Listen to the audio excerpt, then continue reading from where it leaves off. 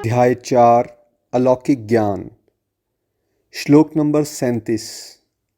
हे अर्जुन, जैसे ज्वलंत अग्नि सारे ईंधन को राख कर देती है, वैसे ही ज्ञान रूपी अग्नि कर्मों के सभी फलों को भस्म कर देती है। जय श्री कृष्ण डिवोरीज। भगवान जी श्लोक में हमें समझाते हैं जैसे ज्वलंत अग्नि, ज्वलंत इज मोर लाइक प्रचंड, वेरी वेरी स्ट्रॉन्ग। फायर से जो ईंधन है वो राख हो जाता है।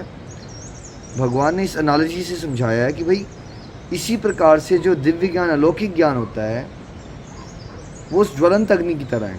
जैसे ज्वलंत अग्नि ईंधन को राख कर देती है, वैसे ही जितने भी कर्म हमने कर रखे हैं करोड़ों जन्मों में, है ना, पाप पुण्य मिश्रित, हमें नहीं पता होता कितने सारे कर्म हमने कर रखे हैं। ये अलौकिक ज्ञान इतना पावरफुल, उतना प्योर है कि ये सारे के सारे हमारे कर्मों के बंधनों को काट सकता है, हमें सारे कार्मिक अकाउंट से मुक्त कर सकता है।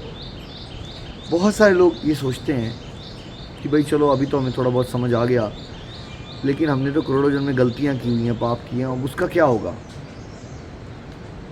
हमें तो वो भोगना ही पड़ेगा। कई बार हम सोचते भी ऐसा है।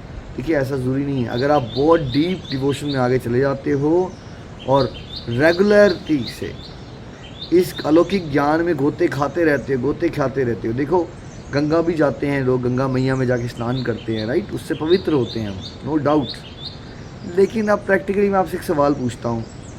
आप मान लीजिए हिमाचल प्रदेश में रहते हो, आप प्रैक्टिकली कितनी बार जा पाओगे स्नान करने के लिए? प्रैक्टिकल रीजंस आ जाते हैं, जॉब चल रही है, ये है वो है, बहुत सारे इश्यूज़ होते हैं जिसमें हम इतना नहीं जा पाते।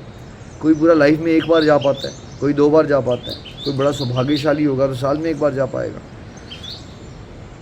लेकिन ये जो अलौकिक ज्ञान है भगवद गीता का, ये दिव्य गंगा है, इसमें अगर हम रोज़ श्रद्धा से श्रवण करते रहें, समझ ना भी आ रहा हो तो भी हमारे कितने सारे लाखों करोड़ों जन्मों के पाप जो हैं वो कटते जा रहे हैं। कितनी ब्यूटीफुल बात है ये, देखिए। और अज्ञानतावश कई बार लोग कह देते हैं केवल सुनने से क्या होगा।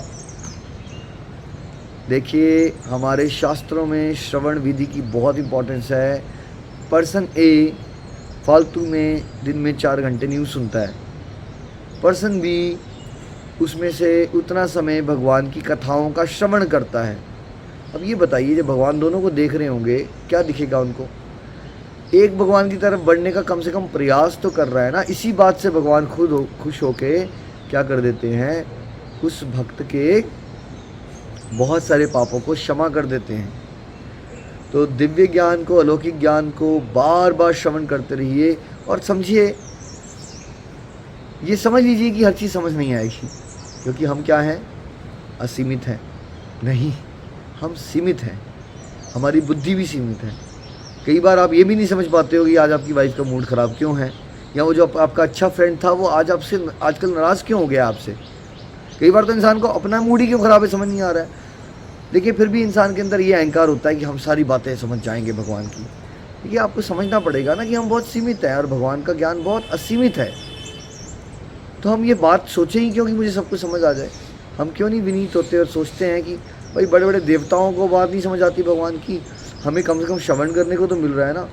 हम इसके लिए थैंकफुल क्यों नहीं होते कि प्रभु थैंक यू, आपने चुना कि आपकी बातें मैं श्रवण तो कर पा रहा हूँ, प्रभु इतनी कृपा करना कि मैं कुछ समझ भी पाऊँ। और अगर एक पॉइंट समझ जाओ तो उसको अपने जीवन का आधार बना लो, उसको जीने की कोशिश करो।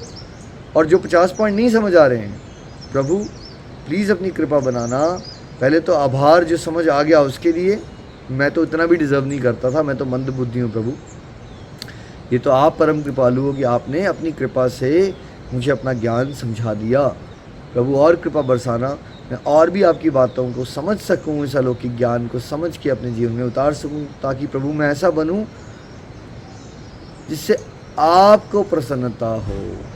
तो ये भाव से हमें दिव्य ज्ञान का श्रवण करते रहना है और इस दिव्य ज्ञान की गंगा में डुबकियां लगा के अपने कार्मिक अकाउंट को ख़त्म करना है।